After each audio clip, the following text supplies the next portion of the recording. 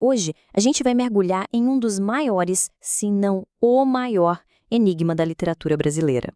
Essa é a pergunta. Uma pergunta que ecoa há mais de um século, sabe? Uma dúvida que divide leitores, críticos, acadêmicos, todo mundo. E hoje, vamos explorar as pistas deixadas nesse caso fascinante. Pois é, publicado lá em 1899, esse livro do Machado de Assis não é só um clássico. É, na verdade, um verdadeiro quebra-cabeça psicológico que continua a intrigar e a dividir cada nova geração de leitores. E para montar esse quebra-cabeça, é fundamental entender que a gente não está apenas lendo uma história. Nós estamos, na realidade, investigando um possível crime passional, onde o promotor, o juiz e o júri são a mesma pessoa, o próprio narrador. E aqui está o pulo do gato. Cada palavra, cada memória, cada acusação, tudo é filtrado através de uma única consciência. Uma consciência que, olha, talvez não seja tão confiável assim. Então, para entender o caso, a gente precisa primeiro conhecer a figura central, né? O homem que nos conta essa história toda. Esse é Bento Santiago. Já na velhice, ele decide escrever suas memórias. A motivação, segundo ele mesmo, é pura nostalgia. Reviver o passado, principalmente o seu amor de infância. Mas será que é só isso mesmo? O próprio título do livro vem do apelido que ele ganha na velhice, Casmurro. E vamos combinar, não é um apelido muito carinhoso. Reflete um homem amargurado, fechado em si mesmo, que fica ali remoendo suas memórias. E o foco obsessivo dessas memórias é ela, Capitu.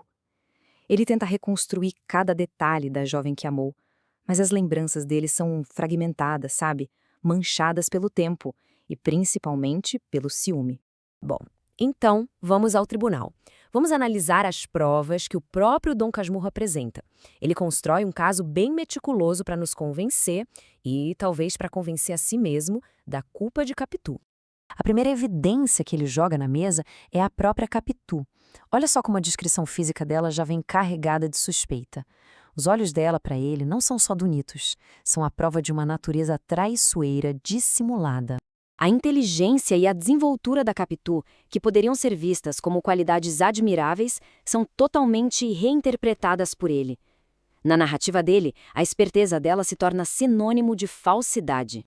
E aí ele vai juntando pequenos fragmentos, sabe? O jeito que ela olha, as ideias dela consideradas ousadas para a época, a capacidade de navegar pelo mundo. Cada ação dela é uma peça que ele encaixa na sua teoria da traição. E, claro, a peça central de tudo, o próprio ciúme dele, que serve como uma lente para todas as outras evidências. Mas é exatamente aqui que a genialidade do Machado de Assis vira o jogo. E se o narrador estiver nos enganando? Ou pior, e se ele mesmo estiver enganado? Isso nos leva a um conceito que é fundamental para entender a obra, o do narrador não confiável. É aquele personagem cuja versão dos fatos não pode ser aceita como verdade absoluta, porque as próprias emoções dele, como o ciúme do Bento, distorcem a realidade que ele apresenta. A pergunta que não quer calar é essa. O próprio apelido Casmurro já é um baita alerta, não é? Será que a história que ele conta é sobre a traição de Capitu ou sobre a tragédia de seu próprio ciúme doentio? E aqui fica bem claro o conflito.